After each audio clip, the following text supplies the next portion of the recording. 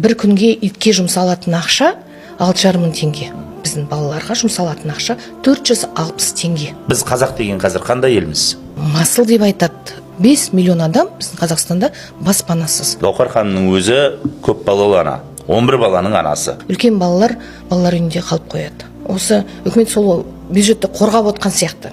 Әйтеуір халықтан қорғап отқандай, халыққа бермеу үшін бір жолын іздеп отқан сияқты. 30 жыл бойы билік көп балалы аналардың мәселесіне соқыр мылқаудың кейпінде қарап отырды ма? Естімей мүлдем. Бұл халыққа қарсы антинародный политика. Нұр Отан партиясына кірген, жақсы қылып көрсеткісі келеді халықтың жағдайын.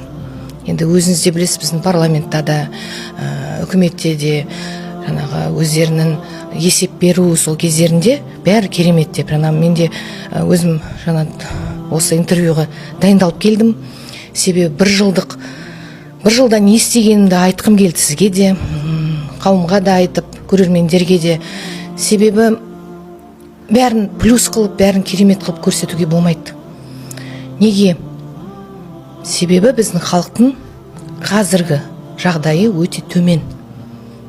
Қиын деп айтса да болады. Енді басты мәселе біздің енді елімізде ол баспана мәселесі. Баспана мәселесі неге? Біз енді 20 миллион халық деп қуанып жатырмыз. Ол керемет. 20 миллионға жету үшін мен ойымша көп балалы отбасының үлесі өте үлкен. Енді көп балалы отбасын бүйтіп алсақ, 4 баладан жоғары ғой, енді көп балалы деп саналады. Сол 4 баладан жоғары көп балалы отбасыларын қолдау керек. Енді болашақта семья құрам, отбасын құрам, жанұя құрам деген жастарды қолдау керек.